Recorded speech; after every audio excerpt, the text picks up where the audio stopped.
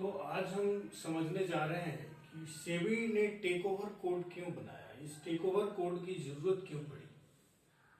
तो साथियों, आपको पता ही होगा कि सेबी इसलिए बनाया गया था कि जो स्मॉल इन्वेस्टर्स होते हैं, जो सिक्योरिटीज मार्केट में डील करते हैं, उनके इंटरेस्ट को प्रोटेक्ट करने के लिए सेबी को बनाया गया, या SEBI from time to time different different regulations बनाती है। बट टेक ओवर कोड क्यों बनाया गया, ये समझने की कोशिश करते हैं। ये मान लीजिए यहाँ एक इन्वेस्टर है। इन्वेस्टर ने अपना कुछ पैसा, 1,00,000, 2,00,000, 50,000 रुपए टाटा कंपनी में इन्वेस्ट किया। उसने टाटा कंपनी में इन्वेस्ट क्यों किया? उसने ये देखा कि टाटा कंपनी का जो ऑनर है, जो भी टाटा थे या इसके जो भी ऑनर हैं, उनके ऊपर इस इन्वेस्टर को बहुत ही विश्वास था।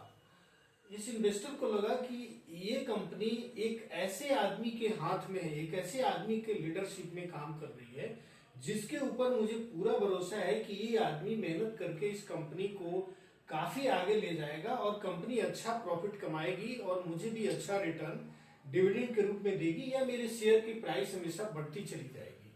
तो इस पूरे इन्वेस्टमेंट प्रोसेस में इस आदमी को किस चीज पे यकीन था? इस कंपनी के लीडरशिप पे, यानी जो इसके ओनर थे मिस्टर टाटा। अब क्या होता है, इस पिक्चर में एक नया क्लाइमेक्स आता है। एलन मस्क एक उद्योगपति है जो इसकी नजरें इस कंपनी पे टिकी हुई है। अब ये चाहता है कि यार ये कंपनी ना काफी अच्छी ग्रो कर रही है और कहीं ना कहीं मैं अगर इस कंपनी को एक्वायर कर लेता हूं तो मेरे को आने वाले टाइम में बहुत फायदा होगा और ये कंपनी मुझे भी अपने साथ साथ आगे तक ले जाएगी। तो इस व्यक्ति की नजर बुरी नजर इस कंपनी के ऊपर पड़ती है और ये चाहता है कि मैं इसकी कंपनी को ना टेक ओवर कर लूं। अब ये जैसे ही इंटेंड करता है कि मैं इसको टेक ओवर करूंगा, तो ये जो छोटा इन्वेस्टर है, बेचारा एक गरीब आदमी जिसने अपने छोटी मेहनत की कमाई इस कंपनी में लगा रखी थी, इसको रोना आ रहा है। ये रोने लगता है, सोचता है कि यार मैंने तो इस टाटा जी के ऊपर विश्वास करके इस कंपनी में पैसे लगाए थे।